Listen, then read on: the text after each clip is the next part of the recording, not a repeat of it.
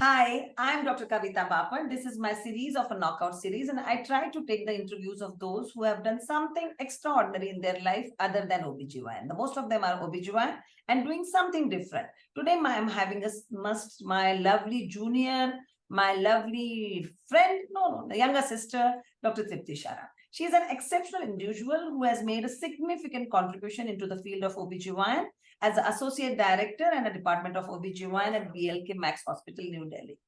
And she was demonstrated her expertise and dedication in improving the excellence into the healthcare services. She has got the commitment to advancing medical knowledge is evident through her regular contributions to books, journals, and numerous publications. And her association with Elsewhere's publishing house is a subject of matter that's expert as SME and editor of DGF Journal and a peer reviewer of a showcase of a deep involvement in shaping the medical literature and ensuring its quality. Her impressive professional affiliation extends beyond her hospital role, serving as a secretary to the audit committee of hospital and being a member of Foxy Sexual Health Committee. And she has demonstrated her active involvement in organizational management and a policy making in the medical field.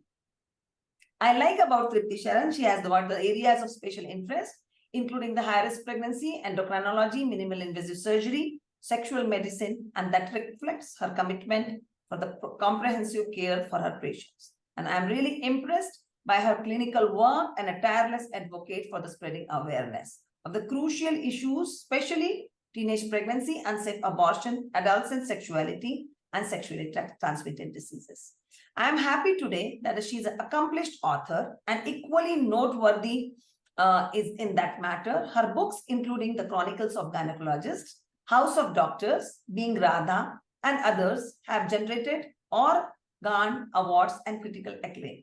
Her ability to engage both medical and literary enthusiasts through her writing, phrase, poetry is a testament of her versatility and creativity. This sort of work has well deserved a recognition from the esteemed publication such as Times of India, Hindustan Times, The Statesman, and the pioneer of the respected blogs like Scroll, Mumbai Mirror, Bangalore Mirror, Mums and Stories, and NDTV.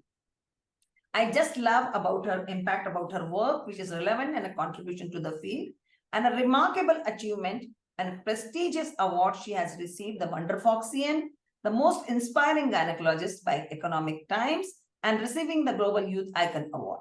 I'm really, really happy, multifaceted expertise, and so much dedication and so much writing and amazing books she writes in my words. I love to read them. I have read them because she belongs to the same clan of mine. She belongs to the same institution where I have done my master's. That is the Gajraraja Medical College. And whatever the stories she talk about and whatever stories she write, I really correlate with it. So welcome, Tripti, young sister of mine. And first of all, happy birthday to you. I'm happy that we are doing this interview and a dialogue on your happy birthday. So I'll ask. Thank you so much, ma'am. So thank you so much for your kind words, ma'am. Thank you so much. So I'll ask a few questions that will be crisp one and you give the answers in a crisp manner. So anything which you would like to talk something as an opening remark and then we can start. Well, I can, ma'am, whenever somebody says such good things about you, especially on your birthday, you always feel good, you do. But when it comes from somebody like you, who's a very, very, I would say, very witty person, you have such a pleasing personality, always smiling, always ready to help people. It's a pleasure double in measure. So yes, thank you for inviting me today on my special day. And here we go, ma'am. Thank you so much. So we'll ask few questions like first, which comes in my mind as being a background of OBGYN and how it influenced you to take a decision and how you became a writer, or this is being a writing is your habit since childhood, or you have started after becoming master in OBGYN?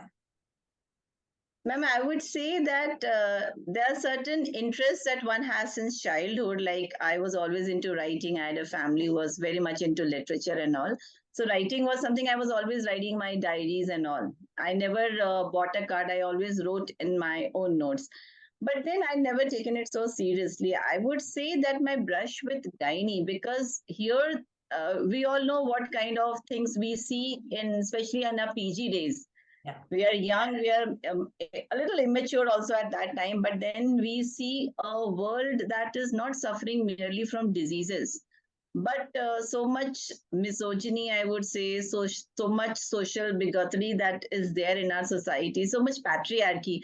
And somewhere along the line, it influenced me. And I used to be taken in by, every sensitive story, everything that a woman was suffering, somehow it would, touch some part inside Yeah, me. And absolutely. it is only when I wrote them that I knew that I had to tell these stories to the world, not to people like you and me. We all know Yes, them. yes. But to other people, they should know what all goes behind the closed doors of a hospital. Absolutely, absolutely. So it means that writing so many books like House of Doctors, Chronicles of the Gynecologist, and all this, do you think that this is also a big career, basically? And how you balance your career of as an OBGYN and passion for the writing books? So, for example, what the question which comes in my mind, like when you write, either you sit down on the table and a chair and start writing, or you do it while walking or something, scribbling somewhere, and then making it aligned towards and having the writing the book. What is your style? How you balance the career and the passion? Actually, ma'am, see, the main profession is your main profession. Like my hospital, my role as a doctor, that is my main profession. And if there is a patient who needs me, writing, comes after that. But then again, for writing, I would say there are no deadlines. Yes. I Yes.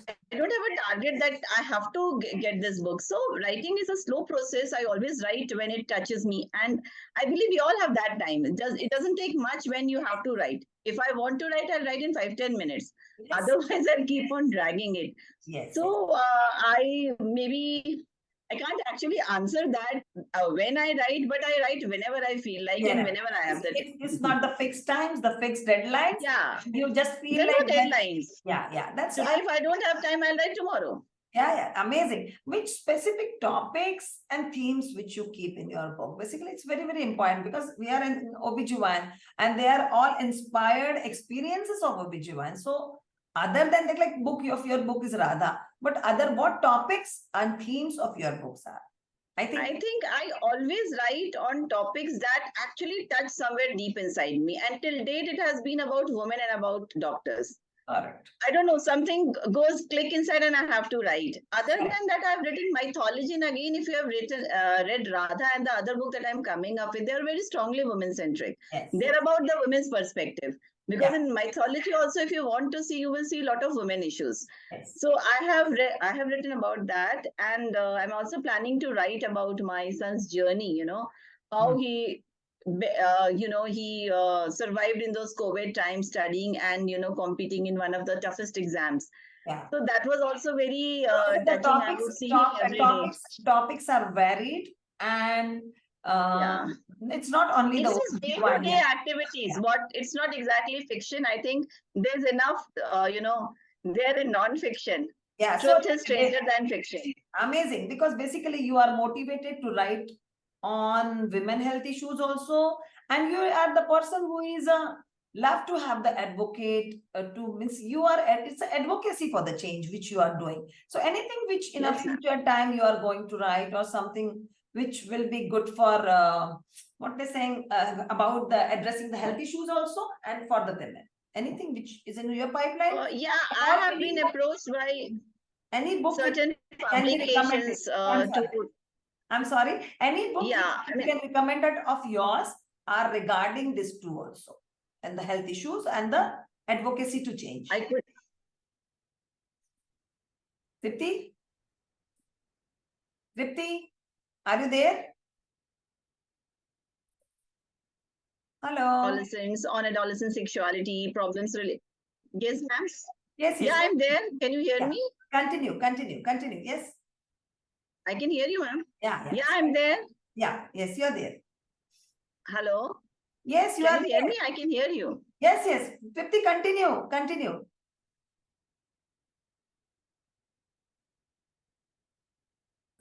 Yeah. So, I've been asked by certain about, adolescent problems, including PCOS. So Yeah.